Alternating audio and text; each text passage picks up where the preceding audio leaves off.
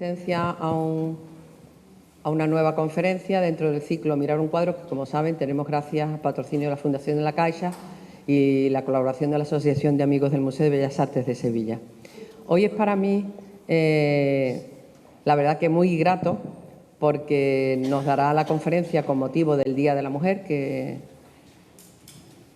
nuestra compañera Lourdes Páez, conservadora de este museo, y que muchos de vosotros conocéis y otros también, porque, aunque no lo sepáis, la conocéis desde hace muchos años si nos seguís en nuestras redes, porque, como sabéis, ella es la persona que está detrás de nuestras redes sociales. Bueno, voy a hacer un pequeño resumen de su trayectoria profesional, que ya va siendo bastante densa. Tenemos una edad. Lourdes Páez Morales, licenciada en Historia, conservadora de museos, y ha trabajado desde 2002 en diferentes centros de puestos técnicos en la Consejería de Cultura. Así, entre 2002 y 2005 estuvo en el Museo Arqueológico de Córdoba, entre 2007 y 2010 en el de Almería, de 2010 a 2013 en la Dirección General de Bienes Culturales, y desde 2013 tenemos la fortuna de que se incorporara a nuestro equipo, del que espero, por lo menos mientras que yo esté en activo, que no se vaya, que continúe con nosotros, porque la verdad que tenemos un equipo magnífico, del que estoy muy orgullosa. Desde 2013 llevó una línea de investigación con perspectiva de género centrada en la recuperación de identidades de personajes femeninos anónimos representados en nuestras colecciones y la puesta en valor de las escasas artistas presentes en ella. Ha participado en congresos de investigación y género. Ha realizado textos para varias ediciones de la iniciativa Patrimonio en Femenino del Ministerio de Cultura y para las pequeñas muestras en torno al 8M en el museo. Artistas como Carmen Jiménez, Carmen Suárez Guerra y la modelo María Belén Delgado Llorach. También visitas guiadas y otras iniciativas para dar visibilidad a las mujeres desde las redes sociales, como Miradas de Mujer, Palabra de Mujer. Son posts que seguro que les resultarán muy familiares. Desde 2021 dirige, junto a otras compañeras conservadoras, María José Molina y Carolina Verdejo, y dos docentes, Mercedes Páez y Tomás Sánchez Rubio, el podcast mensual sobre arte y museos Inictu Oculi, en Radio Proverso, centrado en dar visibilidad a la mujer en el ámbito artístico y cultural. Y ya sin más les dejo con Lourdes.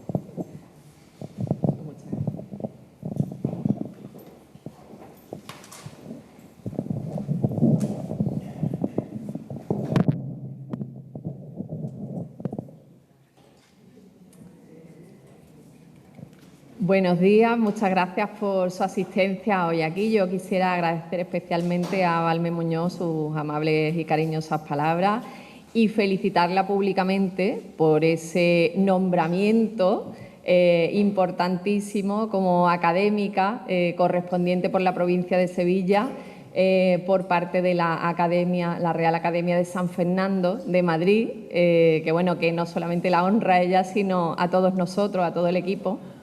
Y bueno, que es un reconocimiento a su larga trayectoria vinculada siempre a este museo, ¿no? Y al que ha puesto tanto en valor. Y también me gustaría agradecer a mis compañeros el detalle que han tenido de, bueno, pues de haber confiado en mí aquí hoy, en este 8 de marzo tan significativo, de presentar estas dos obras de Consulta Gratis y La Riña, de María Luisa Puiggenet, ¿no?, que se incorporan a la colección del museo, ¿no?, a partir de ahora. Y agradezco igualmente a la Asociación de Amigos del Museo de Bellas Artes de Sevilla, con Luis Parra a la cabeza, no solamente su presencia, sino la organización de este ciclo con el patrocinio de la Fundación La Caixa, ¿no? Vamos a comenzar preguntándonos quién fue María Luisa Puiggenet. María Luisa Puiggenet es la artista más importante, la artista mujer más destacada del primer cuarto del siglo XX para la escuela sevillana. Ella nace el 4 de julio de 1867 en esa ciudad de Jerez de la Frontera, gaditana, ¿no? Y es hija de un periodista, editor y director de varios periódicos jerezanos, llamado José Puiggener y Bages, de orígenes catalanes, y de la gaditana Rosario Sánchez Pastrana, que no María, como se viene publicando últimamente. Y la familia Puiggener Sánchez debió trasladarse a Sevilla en torno al año 1890, que es cuando la encontramos matriculada en la clase de señoritas que formaba parte de la Escuela Profesional de Bellas Artes de Sevilla, dependiente de la Academia, y que estaba precisamente en el lugar mismo donde nos encontramos. Físicamente se ubicaba en este Museo de Bellas Artes, del que les he traído esta interesante fotografía de hacia 1888, momento en que se dota a la plaza de bancos y arbolado, como hoy la vemos también, ¿no? Bueno, pues Rafael de Besa ha publicado un interesante trabajo sobre el museo en el siglo XIX y vemos cómo las dependencias de aquella escuela donde dio sus primeros pasos artísticos Luisa Puiggener se encontraban precisamente en las salas actuales de la 1 a la 4. Estamos en la sala 4, es decir, estamos en una de las dependencias que formaban parte de aquella escuela. Nos imaginamos por aquí, ¿no?, a María Luisa Puiggener en esos años, ¿no? Bueno, pues estaban, por supuesto, en torno al patio de los Bojes actual, ¿no? Luisa comienza su formación artística arreglada algo tarde, a los 23, 24 años, con respecto a sus compañeros varones, y en la escuela consigue en el curso 1890-91 un segundo premio en la sección del antiguo y al curso siguiente, 91-92, consigue un primer premio ya en la sección del antiguo y un tercer premio en la sección de colorido. Algo muy interesante porque ella va a ser una gran colorista. Es decir, despuntaba entre sus compañeras de aquella clase de señoritas, ¿no? Esto del dibujo del antiguo era el dibujo de los vaciados de yeso que existían en la escuela, ¿no?, para practicar. Bueno, pues también hay que decir que coincide en estos años con otro pintor de su generación, que es Manuel González Santos, ¿no?, del que tenemos obra. Esta formación de la escuela, en la Escuela de Bellas Artes y también en las clases de dibujo que imparte la Sociedad Económica de Amigos del País, de Sevilla, la complementa con un aprendizaje que era muy frecuente en el aprendizaje artístico, que es la copia de los grandes maestros. Y vamos a ver esta Sagrada Familia, esta copia que ella hace de la Sagrada Familia de Rafael, comúnmente conocida como la Perla, que encontramos en el Museo del Prado. Ahí la vemos que está firmada por ella, ¿no? O sea que la vemos como copista del Prado.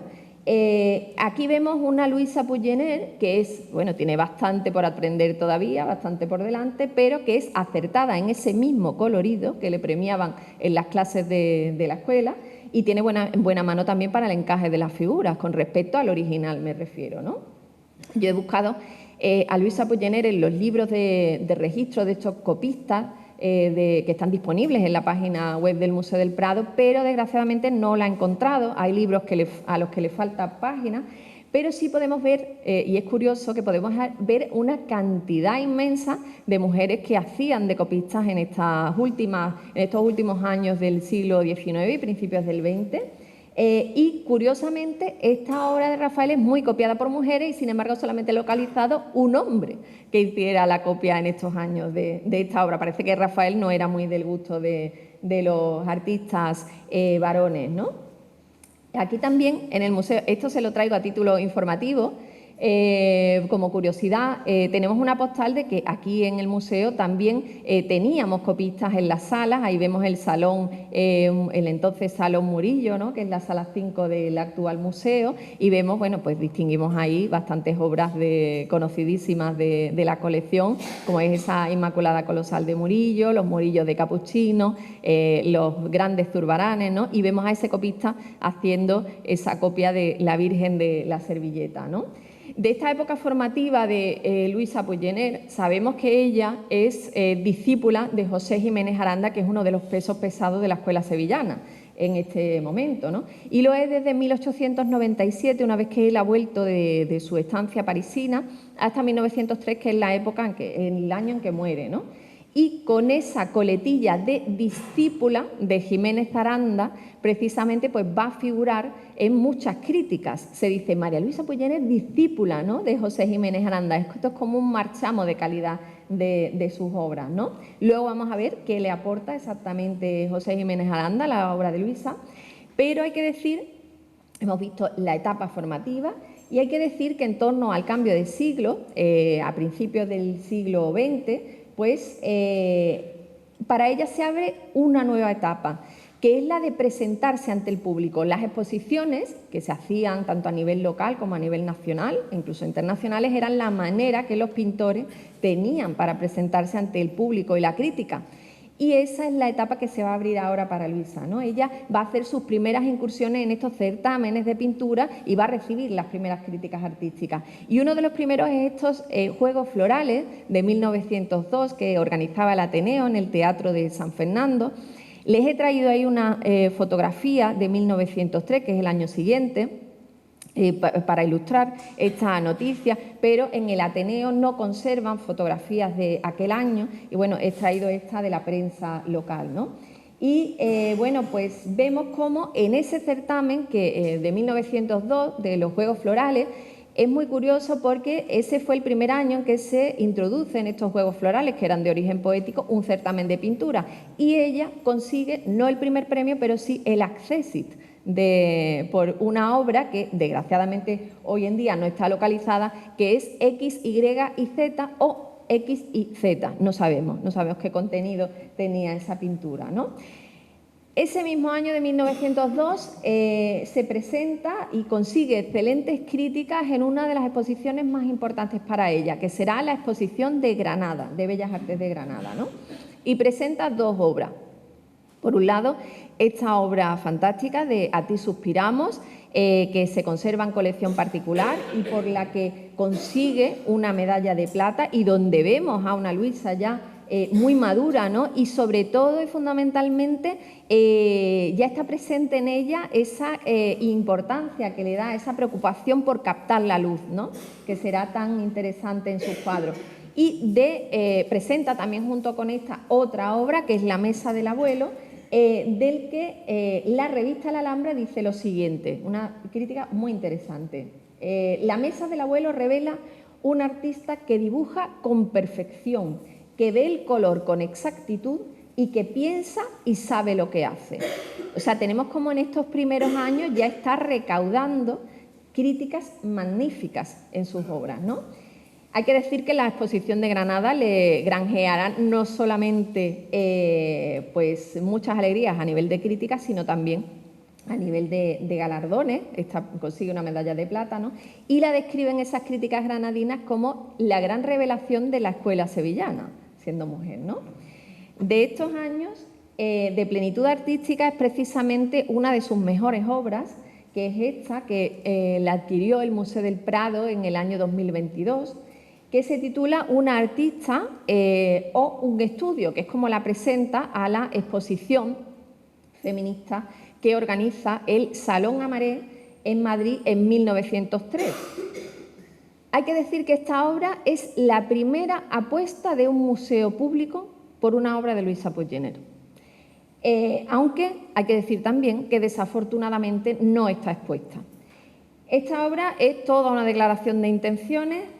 Representa a una joven artista como ella misma lo era, ¿no?, vestida de blanco, y nos interesa mucho la mirada de la pintora en este cuadro. Ella utiliza un recurso de mirar sin ser vista. Es un recurso que es como, podríamos denominar como un voyerismo pictórico, ¿no? Ella se inmiscuye en esa escena sin ser vista por el personaje, ¿no? Y esto lo vamos a ver también en una de las dos obras que se ha adquirido por parte de la Junta de Andalucía para el Museo de Bellas Artes, que es consulta gratis. Ahora luego la veremos. Es lo que en teatro se conoce como la cuarta pared, ¿no? Está el escenario y esos artistas, esos actores interactúan con ese público porque están ajenos a su presencia, ¿no? Y esto es lo que hace muy interesante esta obra de Luisa Puig Gener. Luisa Puig Gener se va a centrar aquí en la artista, en el personaje, más que en el producto de su obra, ¿no? En la artífice más que en lo que está creando, ¿no? Y la obra, hay que decir que parece un retrato. No conservamos, desgraciadamente, retratos de Luisa Puig Gener. En la fototeca municipal me han dicho que no disponen de ningún retrato de María Luisa Puig Gener. Tampoco los he encontrado en prensa. Pero podríamos descartar que fuera un autorretrato porque ella en este momento cuenta 36 años de edad, ¿no? Y la chica pues indudablemente parece más joven. Lo que está claro es que en esta obra que presenta la exposición feminista, hay un tono de reivindicación. Se presenta esta muchacha como una artista de pleno derecho, con un álbum entre sus manos y se centra, ¿no? Como decía, en la figura, ¿no? Todo en ella, desde luego, es una delicia. Es un gran acierto que haya comprado el Prado esta obra, esa luz fulgurante, ¿no? Que da esa plasticidad a esos encajes, ¿no? Que luego vamos a ver en muchas de sus obras, ¿no? Cómo describe esos encajes con sus pinceles, ¿no? Y también hay un recurso en ella, y por eso les he traído ahí esa imagen en primer plano, que ella, muchos de sus personajes los va a poner con ojos claros. ¿Para qué? Pues para captar esa incidencia, ¿no? De esa luz, ¿no? Que incide en el iris de color claro, ¿no? Y esa plasticidad también que tiene ese detalle, ¿no? Fue una de las más aclamadas de las 78 obras que se presentaron a aquella exposición feminista de 40 expositoras de todo el territorio nacional, ¿no? Aquí les he traído esta foto donde, bueno, pues el cuadro se ve en aquel Salón Amaret de 1903 en un puesto privilegiado, pero esta no fue la única obra que presentó aquel salón. También presenta otra que sabemos por el diario El Globo, que dice lo siguiente, describe esta otra obra así, dice: un estudio muy concienzudo y acabado de varios objetos de escritorio diseminados artísticamente sobre una mesa.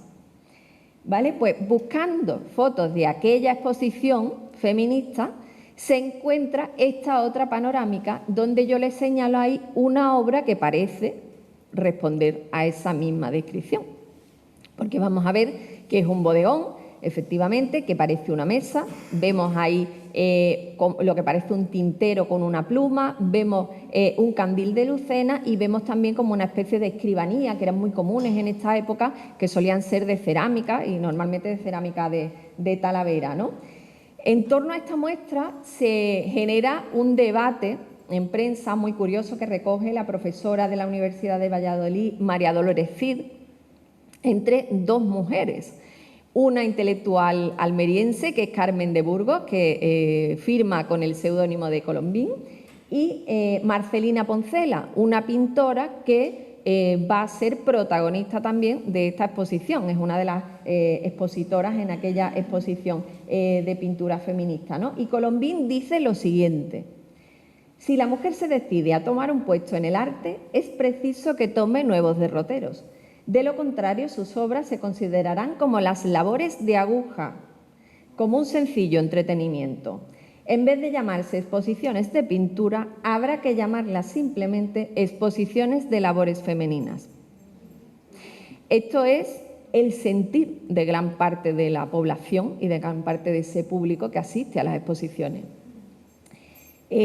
Colombín no era una excepción. Colombín, la profesora de la Universidad de Valladolid, dice que no era entendida en pintura, pero bueno, esto era el sentir que se tenía hacia las pintoras cuando se presentaban ante el público, ¿no? Y obviamente Marcelina Poncela, que era arte y parte en esta exposición, pues le sale al paso con otra crítica en el periódico, con otra noticia, y entonces le dice que la mujer tiene todo el derecho de presentarse y de ser artista como sus compañeros varones, ni más ni menos. Esta exposición feminista supuso un espaldarazo para Luisa Puig Gener, para la carrera artística, que está despegando en este momento, no solamente por las buenas críticas que está recibiendo, sino también por su buen hacer como pintora, ¿no? Y también hay que destacar aquí que ella, pues, la vemos ya como una pintora inquieta, que ha tanteado varios géneros sin miedo. Ha tanteado el retrato, ha tanteado el bodegón, ha tanteado la pintura social, por la que va a sentir una especial predilección, hay que decirlo, y se muestra como una pintora decidida, ¿no? Sin miedo a explorar el género y, pues, en conclusión, sin miedo a aspirar a más, ¿no?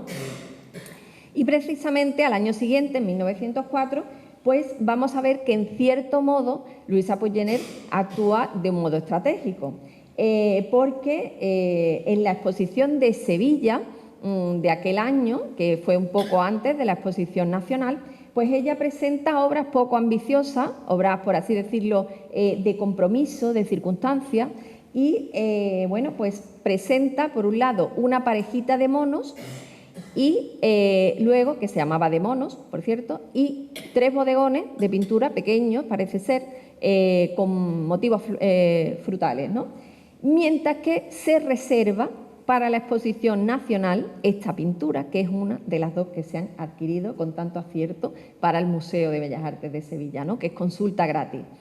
Luego vamos a volver sobre ella, pero hay que decir, y nos interesa resaltar aquí, que debió confiar bastante en esta pintura, puesto que la presenta a esa exposición nacional y al año siguiente vuelve a presentarla en una de sus exposiciones talismanes, que es la de Granada, y allí conseguirá en 1905 la medalla de plata por ella, o sea que es una obra premiada, ¿no?, en aquella exposición. Aquí me gustaría a mí hacer un inciso, porque esta obra de Luisa Puiggener, en aquella exposición nacional de Bellas Artes, recibe una crítica positiva del crítico del Imparcial, que es Francisco de Alcántara, que juzga esta pintura, la ve allí, le llama la atención y la juzga pues muy bien, pero pensando que la ha hecho un hombre, que la han hecho manos masculinas, ¿no? No se da cuenta que tras la firma L. Puiggener hay una mujer, ¿no? Y comenta algo así como que si este artista, que cree que es joven, sigue por estos mismos derroteros, Sevilla contará con un verdadero pintor más. Esto ha dado pie a un artículo, no, a un título de un artículo de Madalena Illán y Custodio Velasco, que lo titulan así, es de un compendio de algunas noticias que encuentran sobre Luisa Puiggener, pero hay que decir que es el único crítico que se despista, es el único crítico que la juzga como hombre.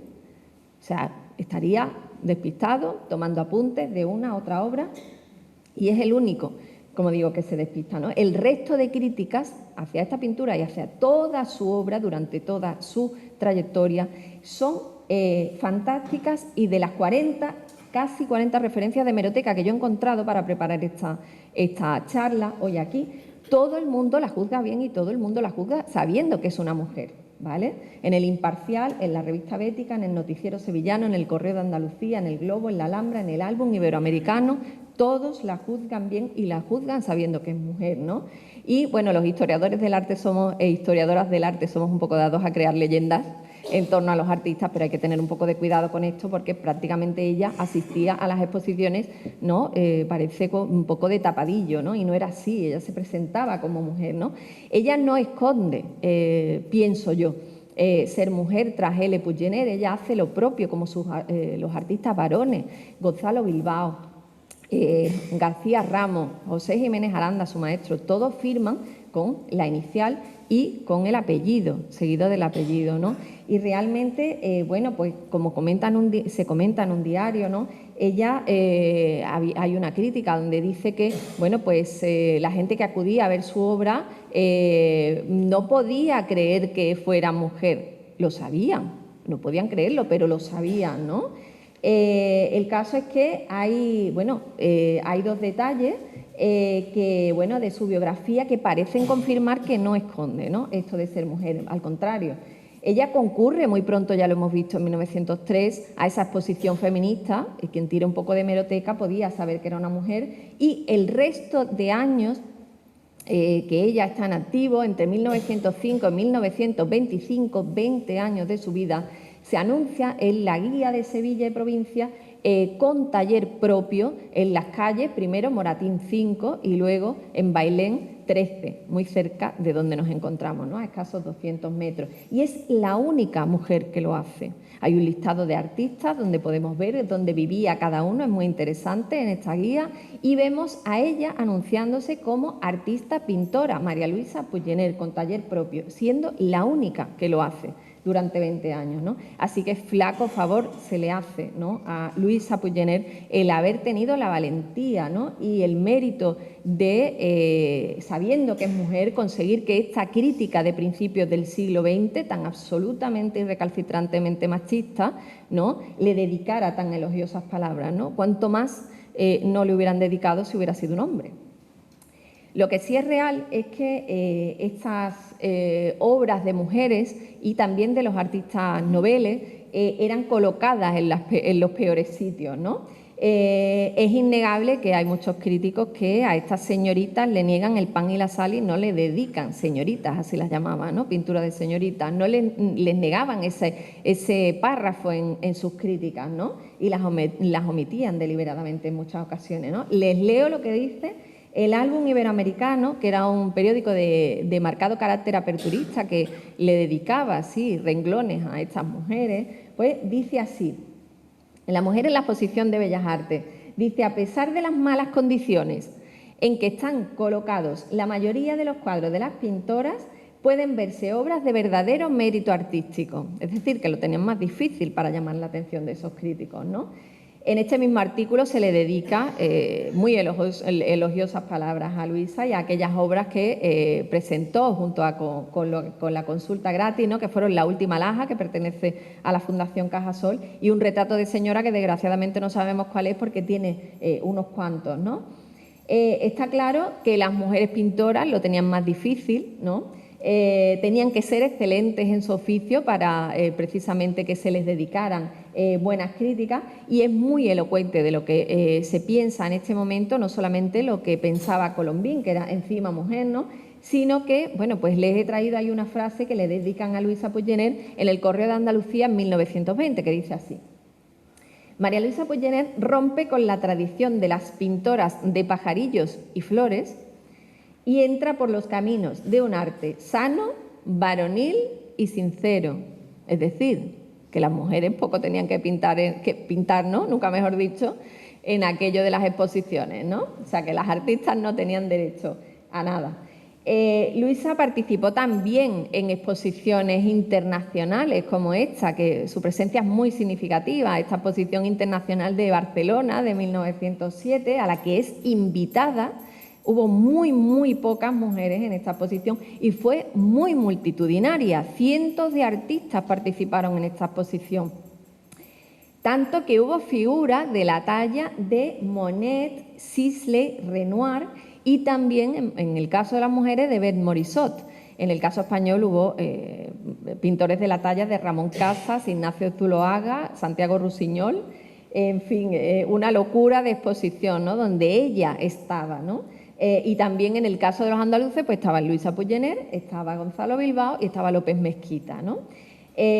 Aquí vemos una imagen de la sala precisamente donde estuvo la obra de Luisa Puiggener. Ahí les he traído esa imagen de la ilustración artística y les he hecho un recorte del catálogo de aquella exposición, donde vemos que el puesto número 15 lo tenía Luisa Puiggener en el puesto de libros, una obra que pues desgraciadamente no se ha localizado, ¿no? Desgraciadamente pues desde ese ángulo no la podemos ver, por lo menos a mí no me parece que ninguna de ellas responda a ese título, ¿no?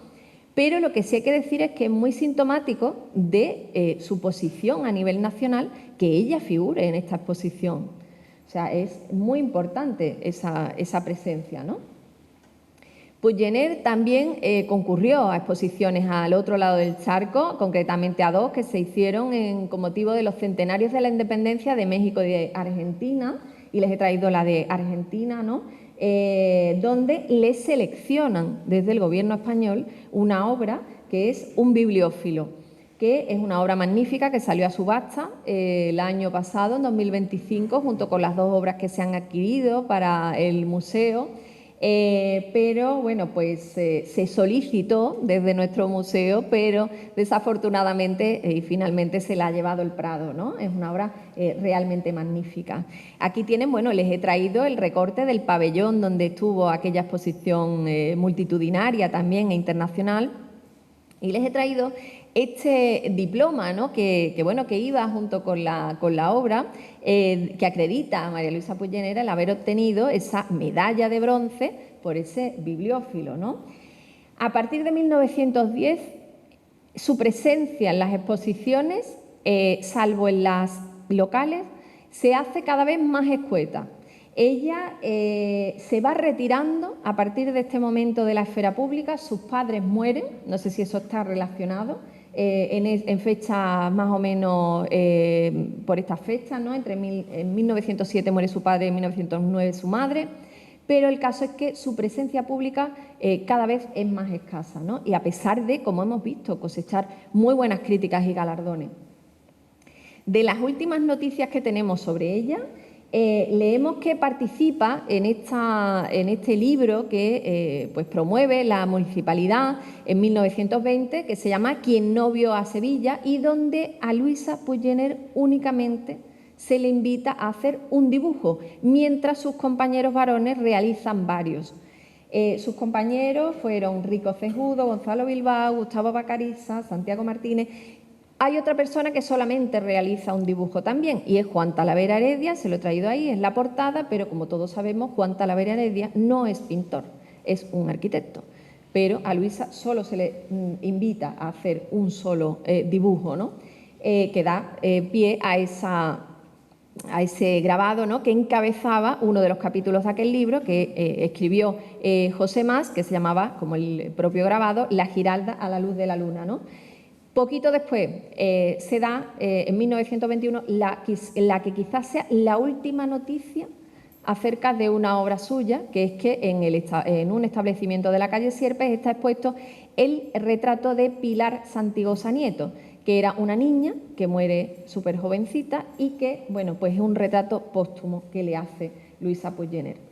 La última noticia que tenemos de ella es de 1925, o eso creía hasta anoche, porque anoche seguía yo investigando y encontré una noticia que, bueno, que me ha dado un vuelco al corazón, pero bueno, se la compartiré en breve, tengo que confirmarla, pero yo pensaba hasta anoche que podría haber muerto en 1925.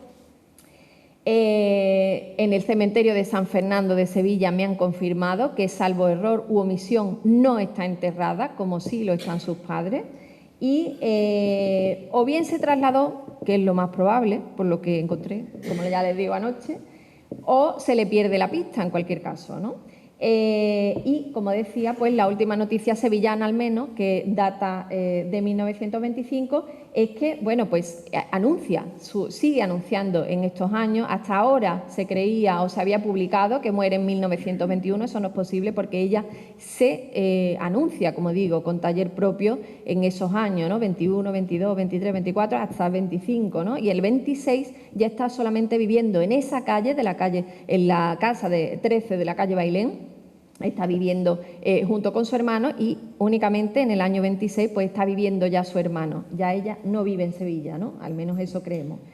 Ya hemos visto por encima su producción, hemos visto las obras más interesantes, pero vamos a ver cuáles fueron sus influencias. Su principal influencia fue José Jiménez Aranda, que fue su maestro, como hemos dicho, y, bueno, decía Gerardo Pérez Calero que todo artista era hijo de su época, de su tiempo, ¿no? Y absorbía, ¿no?, lo mejor de su tiempo, y ella también le toma el pulso, ¿no?, porque ella hereda de José Jiménez Aranda algo muy interesante, que es ese luminismo, ¿no?, esa importancia que le da a la luz en sus cuadros, y que comparte José Jiménez Aranda con otro gran pintor que además era su amigo, como es Joaquín Sorolla. Entonces, Luisa, hay que decir que es muy precisa en el dibujo, pero lo es más captando la luz, lo es más como colorista, ¿no? Ella hereda también de su maestro esa técnica realista, ese naturalismo. Aquí les he traído una obra que a mí me parece deliciosa, ¿no?, de José Jiménez Aranda, y es una muchacha haciendo ganchillo, ¿no?, y en un interior.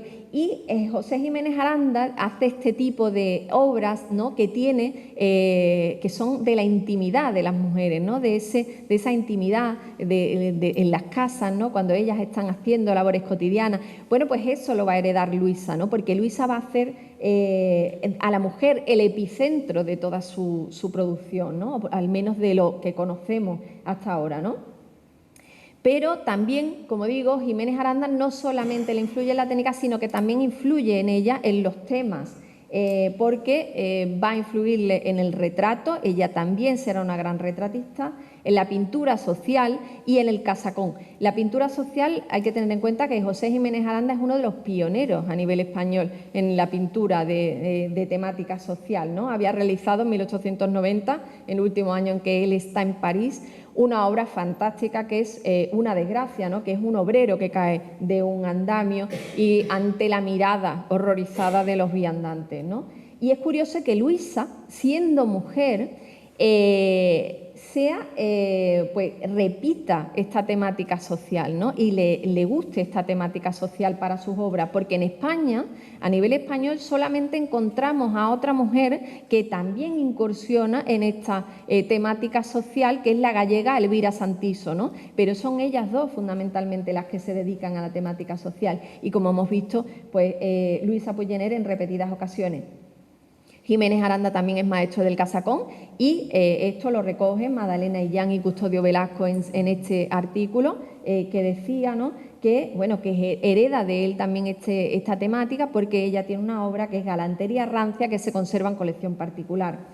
Hay un aspecto que a mí me gustaría resaltar antes de ver las dos obras que se acaban de adquirir en Luisa Pollener, que yo creo que hay que resaltarlo sobre todas las cosas de su producción, ¿no? Es uno de los principales fuertes de su pintura, y es la manera de captar psicológicamente a sus personajes, ¿no?, algo que acompaña muy bien con la gestualidad de las manos.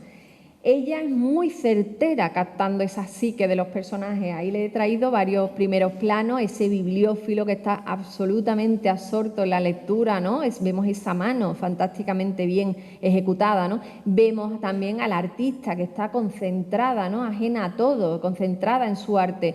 Vemos la cara de desesperación de ese A ti suspiramos, que probablemente ese título, ¿no?, nos sugiere que está hablando, ¿no?, de a ti suspiramos gimiendo y llorando en este valle de lágrimas, ¿no? Probablemente ella muy sagazmente quita a la Virgen, probablemente tenga la figura de la Virgen y sea ella la que está pidiendo, esta mujer desesperada, ¿no? Y vemos también a la joven de la riña, que tengo hoy, gracias a mis queridos compañeros, la tengo hoy aquí arropándome, que es una obra fantástica, que la tenemos aquí en directo. Esto es un privilegio, desde luego. Y vemos a esa chica, ¿no?, como se lleva el pañuelo al rostro, ¿no?, para quizá enjugar sus lágrimas. Y también vemos aquí esa contraposición de este usurero, ¿no?, que con esa superioridad moral, ¿no?, valerse de la desgracia ajena, ¿no?, mira con esa suficiencia la alajita, ¿no?, que tiene en las manos, esta obra fantástica de la Fundación Cajasol, y frente a esa vulnerabilidad que presenta esta chica, que por cierto es la misma modelo que la que ha adquirido el Prado, ¿vale?, de un estudio, tiene los mismos rasgos, ¿no? Bueno, pues esto pues también será ese, como digo, ese fuerte, y es la causa por la que es tan magnífica retratista Luisa Pollener. Yo les he traído aquí 3 retratos que están en colección particular, y José Cascales, que es el primero que le dedica a ella una semblanza en 1929, poco después supuestamente de ese fallecimiento, que creo que no lo es. Habla de los múltiples retratos que dejó en la sociedad sevillana, ¿no?, y muchos de los cuales deben permanecer aún en domicilios particulares. Así que, por favor, si ustedes tienen algún cuadro en su casa de Luisa Pollener, háganoslo saber, porque realmente nos interesa. Bueno, pues Luisa Pollener pertenece a una generación de una fama bastante discreta.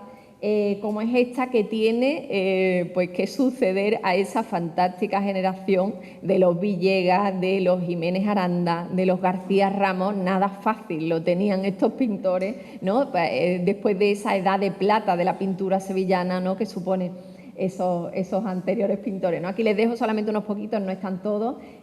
Gonzalo Bilbao, Manuel González Santos, Gustavo Bacariza, Diego López, Nicolás Jiménez Alperi, hay más, ¿no? Pero son pintores cuya trayectoria está netamente adscrita a la escuela sevillana, ¿no? Y donde aquí, entre estos muros, es donde sus obras cobran un especial sentido, una especial significación. Y si extraemos esas obras de este contexto, pues al final, desgraciadamente, en contextos más elevados, al final acaban siendo obras secundarias y obras de almacén, desgraciadamente, y esto hay que tenerlo en cuenta, ¿no? Vamos a hablar ya de las dos obras que nos han traído aquí. Yo quería que conocieran bastante la figura, o lo poco que conocemos de la figura de Luisa Pollener, porque es bastante desconocida, ¿no? Pero que tuvieran esa base, ¿no?, de conocimiento de esta magnífica pintora. Bueno, pues comencemos por consulta gratis, que para el museo es una adquisición muy, muy importante. Primero, por dos motivos principales, ¿no? Uno de ellos es que es una obra de una mujer hasta ahora inédita. No teníamos hasta ahora nada más que 6 mujeres entre las colecciones: Carmen Jiménez, Carmen Suárez Guerra, Madalena Leroux, Margarita Caffi, Lila Copeland y Luisa Roldán. Y Luisa Roldán, muy recientemente, ¿no?, tenemos una obra que por unanimidad se sabe que es de ella, o se entiende que es de ella, ¿no?, que es esa Virgen de la Leche que se adquiere en 2020 por parte de la Junta de Andalucía, ¿no?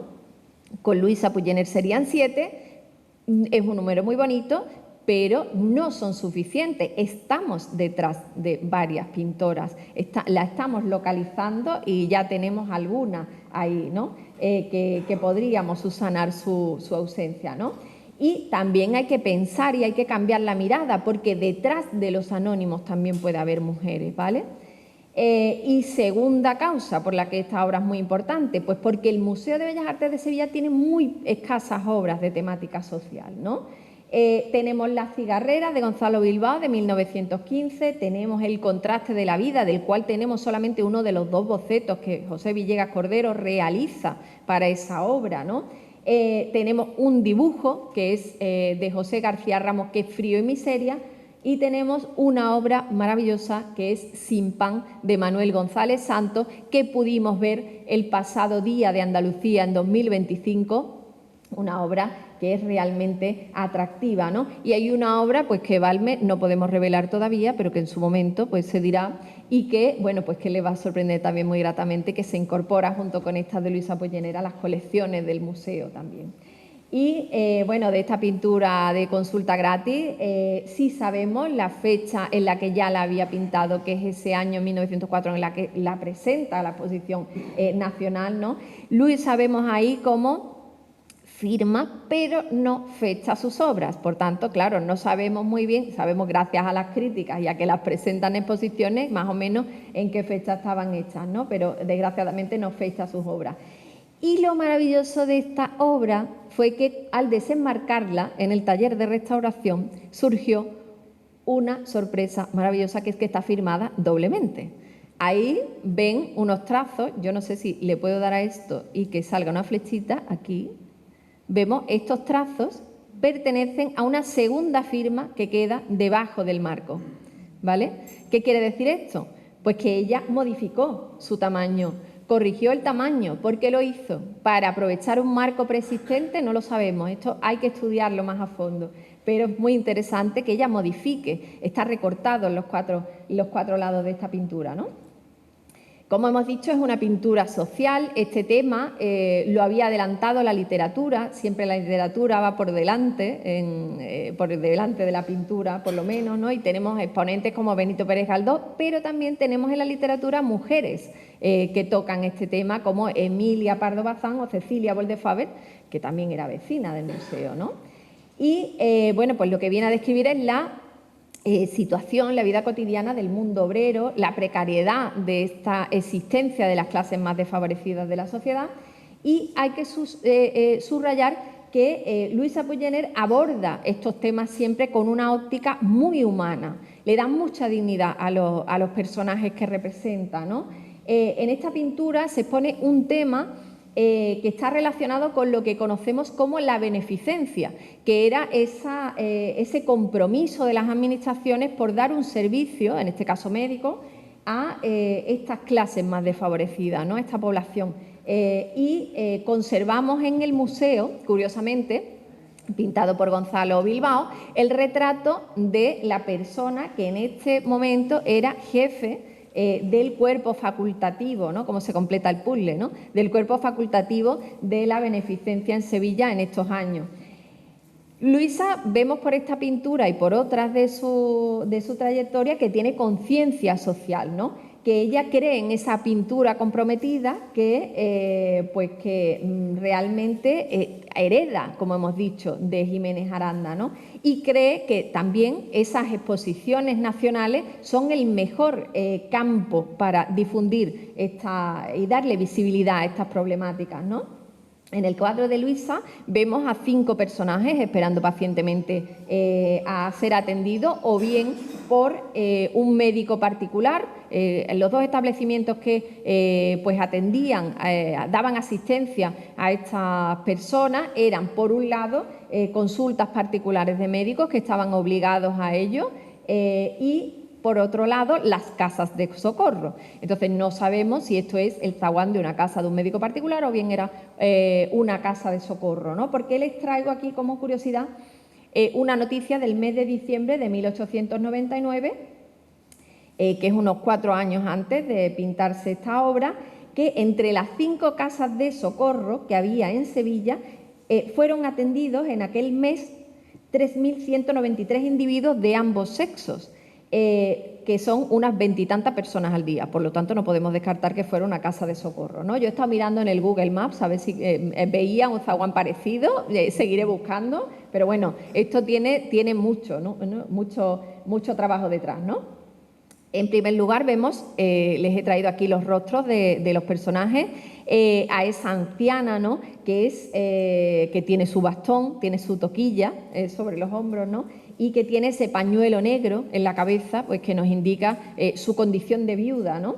Y le vemos asomando una aparatosa venda por debajo de ese pañuelo, ¿no? Que lo que nos está queriendo decir probablemente es que podría haber sufrido una contusión en la cabeza, ¿no? Y es eso por lo que viene a ser atendida. Estas personas necesitaban una cédula, por cierto, de las parroquias para ser atendidas, salvo que, esto lo vemos en los boletines médicos de esta época, salvo que estuvieran muy graves, en peligro de muerte, y entonces cuando ellos podían, sin esa cédula, ser asistidos en estos establecimientos asistenciales, ¿no?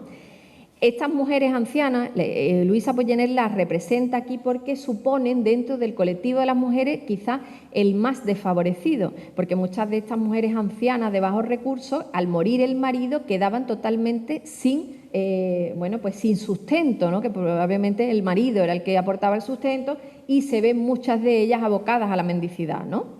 Por eso está ahí esa anciana, ¿no? Pero como ven, con toda la dignidad del mundo, como la representa Luisa, ¿no? Vemos también a esa mujer joven que está mirando, así arrobada, ¿no? Al bebé que tiene en los brazos, está preocupada quizás porque el bebé está enfermo, ¿no? Y vemos un hombre joven que tiene ropas de obrero, tiene ese típico pañuelito en el cuello, ¿no? Que era para el sudor, ¿no? Esa gorrita, y podría ser, por ejemplo, un cargador del puerto, no sabemos, ¿no? Y probablemente, bueno, tiene un brazo en cabestrillo, tiene el brazo vendado, como ven aquí, y probablemente pues sea, que nos quiera decir Luisa, que va a ser atendido porque ha tenido una lesión por el tema laboral, ¿no? Una lesión en el trabajo. O bien, una cosa que a mí me ha resultado muy curiosa al leer sobre estos temas y sobre las personas y las casuísticas que se daban a la hora de atender las lesiones, que había lesiones a mano airada. Esto es muy frecuente en este momento, que lesiones a mano airada era producto de reyertas, es decir, producto de peleas, ¿no? Entre 2 personas, y ahí iban mucha gente con esas lesiones a mano airada. Pero nos interesa poner ese primer plano de ese muchacho joven, porque Luisa Puiggener, como les digo, también hace aquí, ¿no? Como una suerte de voyerismo pictórico. Ella está mirando desde un ángulo a esas personas que están esperando en ese zaguán. Y este es el único personaje que gira su mirada y la descubre a la pintora, con lo cual este recurso es muy interesante porque le da más veracidad todavía a esta composición, ¿no? Le da más veracidad a la escena, ¿no? Nos deja a los espectadores la suerte, ¿no?, de inmiscuirnos en una de esas consultas, ¿no? Y finalmente entra en escena esta niña de 6-7 años probablemente, que está en un contraluz.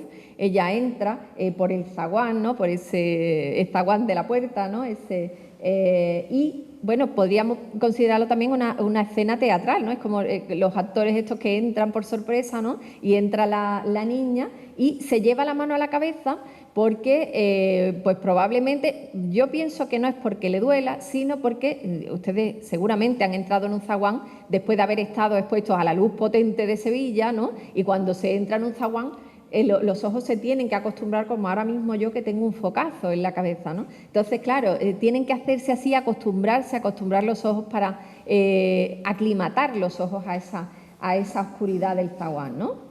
Desde luego, cuando esta obra sea intervenida va a ser maravillosa porque tiene unos cuantos repintes que enmascaran algunas zonas, como por ejemplo la cabeza de la niña, la cabeza de la mujer joven, también ese niño que tiene la mujer joven en los brazos, ¿no? Y va a ser una obra muy, muy vistosa, ¿no? Y en conclusión, nos encontramos ante esta obra con una obra que habla sobre la necesidad de esta asistencia médica a las personas desfavorecidas, ¿no?, sin recursos, porque parece un muestrario de casuísticas, ¿no?, de las personas que eran atendidas. Y en el caso de la asistencia médica, hay que decir que a finales del siglo XIX y principios del XX, fueron la creación de las casas de socorro y la obligatoriedad de estas consultas gratuitas las que pues supusieron una solución de la atención primaria a estas personas, ¿no?, más desfavorecidas y vulnerables. Y también hay que señalar otra cosa de esta obra, y es que de esta obra y de otras obras de temática social de la pintora, que es que pone en el foco a la mujer, la especial vulnerabilidad de la mujer en esta sociedad de cambio de siglo, ¿no? Bueno, esto también podemos ponerlo en relación con el tema de que ella hace como de cronista, ¿vale? Y ya sabemos que su padre era periodista, era redactor de diarios en Jerez, ¿no?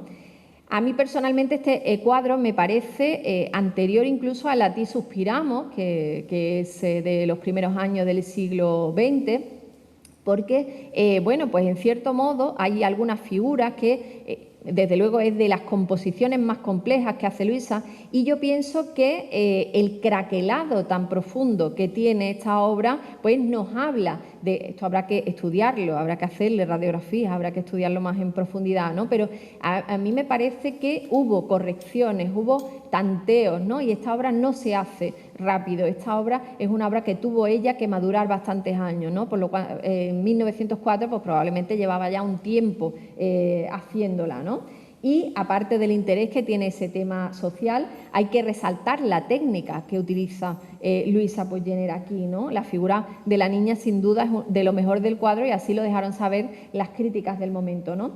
Técnicamente, pues podemos decir que es un alarde del dominio de la luz, ¿no? Por parte de Luisa Poyner, ¿no? Sabemos que el zaguán, como hemos dicho, es la zona de mayor contraste lumínico de la casa, y esto no es fácil representarlo pictóricamente, ¿no? Esta pintura, por tanto, es un reto y pinta esa luz potente de Sevilla ahí en esa reja que vemos, ¿no? En esa reja que vemos ahí al fondo, ¿no? Y que, bueno, pues que también contrasta, ¿no?, con pues ese fondo, ¿no?, que aprovecha ese fondo blanco que le pone a la pared para hacer como una especie de, bueno, superponer ese amarillo, ¿no?, y hacer como la pared un poco descalichada, ¿no? Y bueno, pues técnicamente, sobre todo la niña, es muy interesante porque la niña supone no un contraluz pleno, sino un contraste de luces, ¿no? vemos ahí una amalgama de colores porque a ella, la niña, está recibiendo también luz reflejada del interior, ¿no? Por tanto, es un alarde técnico esa ropa de esa niña, ¿no? Esa preocupación por captar ese luminismo, ¿no? que decíamos antes. Y vamos a ver la pintura de la riña, que tenemos la suerte, como digo, de tenerla aquí a nuestro lado, ¿no? Y la riña no aparece, desgraciadamente, en citas de prensa, pero sí puede ser lo que Cascales llama un desengaño. Él recoge varias obras de la producción de Luisa Pollener y hay una que le llama un desengaño, que había comprado un particular de Granada. Y cronológicamente parece que podemos encajarla también en esa primera década del siglo XX, entre 1900 y 1910, aunque, bueno, parece más bien de los años centrales de esa década, ¿no? Es una adquisición también muy interesante, es una obra costumbrista que nos remite a esas obras teatrales de los dramaturgos utreranos, los Álvarez Quintero, ¿no? Que hablan de esas riñas. Yo he encontrado un entremés que se llama Ganas de reñir, que es de 1908, ¿no? Y que trata precisamente, pues, de una parejita que en esos tiras y aflojas de las parejas jóvenes que no tienen nada, ¿no? Están llenas de celos, de incertidumbres, pues pelean continuamente, más como un juego amoroso, ¿no? que como peleas profundas, ¿no? Y de verdad, ¿no? Luego se reconcilian y todo se ha acabado. Y vemos a los dos personajes que retrata Luisa Pollener, vemos a ella, el lado frágil de la pareja, ¿no? Que llora, ¿no? Y que enternece a este hombre, que está un poco seguro de sí mismo, pero también a lo mejor se vuelve hacia ella para pedirle disculpas, pero bueno, también este tema de la cabezonería, ¿no? La virilidad, pues nos impedía, ¿no? En esta época, pues pedir disculpas a la muchacha, entonces están ahí en ese tira y afloja de, bueno, nos reconciliamos, no nos reconciliamos, ¿no? Y bueno, en esta obra también es muy interesante ese juego de luces que hace Luisa Pollener, ¿no?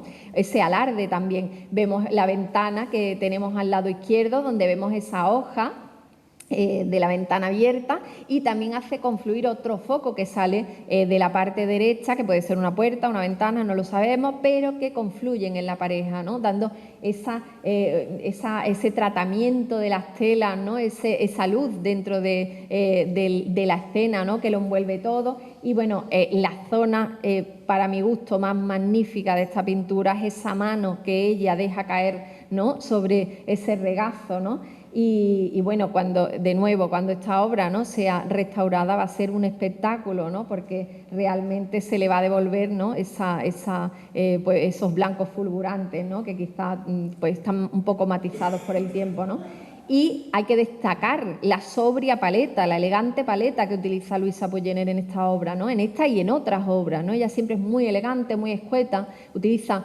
muy pocas tonalidades que se salgan de unas cuantas, ¿no? Por ejemplo, ese pañuelo amarillo, ¿no? Pero que también pues, le da cierta gracia, ¿no? Y esas flores en el pelo, ¿no? Y bueno, yo les he traído aquí unas postales que también pues que nos afirman que precisamente esta obra pertenece a esa época. Estas postales están circuladas en torno a 1904, 1905, son postales sevillanas, de muchachas sevillanas, y probablemente pues ahí vemos el peinado ese, ¿no? Que ese peinado que se utilizaba, ¿no?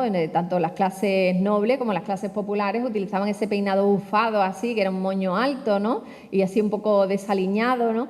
Que no es otra cosa que el moño Pompadour, que era el del siglo XVIII, pero que se le hace un revival, ¿no? En esta época se recupera, y luego ya más adelante no podemos adelantar más en fecha esta obra, porque cuando ya se va acercando a la década de los 20, pues ya los peinados se van aplanando, se empiezan a hacer los bigudíes estos y se van a llevar los caracolillos estos que luego las folclóricas llevarán, ¿no? en sus actuaciones, ¿no?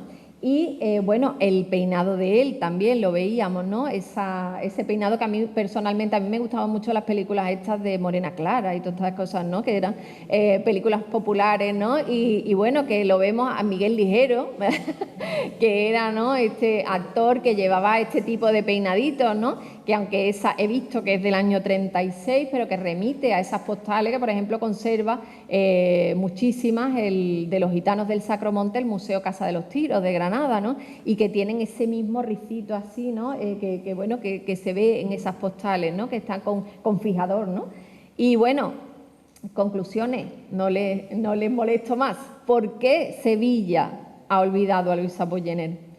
Pues entre todas las críticas que yo he encontrado, les traigo aquí una porque, bueno, unánimemente es aclamada, unánimemente se considera una magnífica pintora, sus obras siempre reciben buenas críticas. ¿Por qué Sevilla acaba? Que Sevilla es mala madre para sus hijos. ¿Por qué unánimemente se la aclama y, sin embargo, ella está olvidada completamente? Bueno, pues yo les traigo aquí la noticia que da Francisco León Troyano, que era redactor del Noticiero Sevillano, que contiene una frase que quizás sea la clave de este olvido y de esta ausencia. Y es: lástima que un artista de tanto mérito como lo es Luisa Puiggener no encuentre más protección en su carrera, porque su pintura no tiene nada de la femenina que achica todos los valores, sino de la recia y castiza pintura española que todo lo engrandece. No se queden con el final, quédense con el principio, aunque también era muy significativo la parte del final, pero dice: lástima que un artista de tanto mérito no encuentre más protección.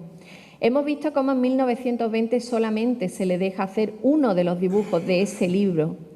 Ella no es invitada a hacer carteles de las fiestas de primavera, no es invitada a hacer retratos oficiales siendo tan buena retratista. Es la municipalidad, es el Ayuntamiento de Sevilla, los poderes públicos los que se olvidan de Luisa Puiggener. Y eso de que no haga carteles y retratos oficiales, pues que suponen un espaldarazo para los pintores, no solamente a su carrera, les dan un respaldo a su carrera, pero también le granjean el conocimiento por parte del público, ¿no? Y el reconocimiento por parte del público y la permanencia en el imaginario de los sevillanos. Y sin embargo, ella no está ahí. Luisa Puiggener ha permanecido, en cambio, 100 años colgadas de los muros de casas particulares, ajena a la mirada del público general, ¿no?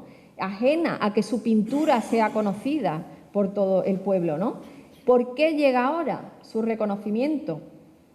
Pues primero por su innegable valor, que ya lo hemos visto, su innegable arte, ¿no? Su valor como artista, al mismo nivel que sus compañeros varones. Y segundo, porque la rescataron José Cascales, Gerardo Pérez Calero, Lina Malo, Madalena Illán, Custodio Velasco. Pero no podemos quedarnos en la teoría, tenemos que pasar a la práctica, a la acción. Y ahí, Valme, somos los museos, ¿verdad?, los que tenemos la llave para que estas artistas salgan a la luz. Y son los museos los que tienen que rescatar a las mujeres del olvido, porque hasta que una obra de una artista X no está colgada en las salas de un museo, esa mujer no existe para la historia del arte, ¿vale? En Sevilla, ¿verdad, Valme?, va a estar expuesta Luisa Puiggener. Cuando se acabe Bécquer, si Dios quiere, pues va a estar expuesta Luisa Puiggener.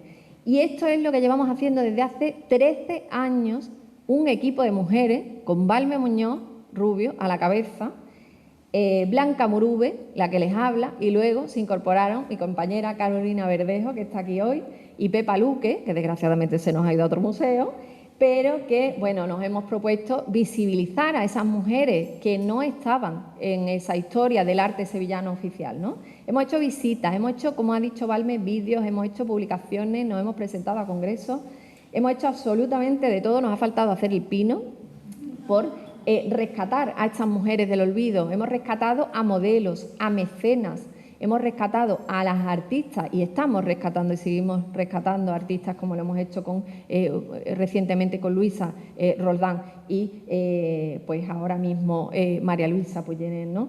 Y es esencial también que hemos encontrado eco y sinergias en otro equipo de mujeres encabezados por la consejera Patricia del Pozo, que han sido sensibles a nuestras peticiones para adquirir obras de estas mujeres ausentes, ¿vale? Y han encontrado fondos para conseguir comprar primero a Luisa Roldán y luego ahora a María Luisa Puyenet y, si Dios quiere, a muchas otras que nos faltan también, ¿no? Yo estoy convencida de que Luisa Puyenet va a estar muy orgullosa, o estaría muy orgullosa de que saber que en 2026 sus obras estarán colgadas en el mismo lugar, en los mismos muros en los que un día soñó con ser artista. Muchas gracias.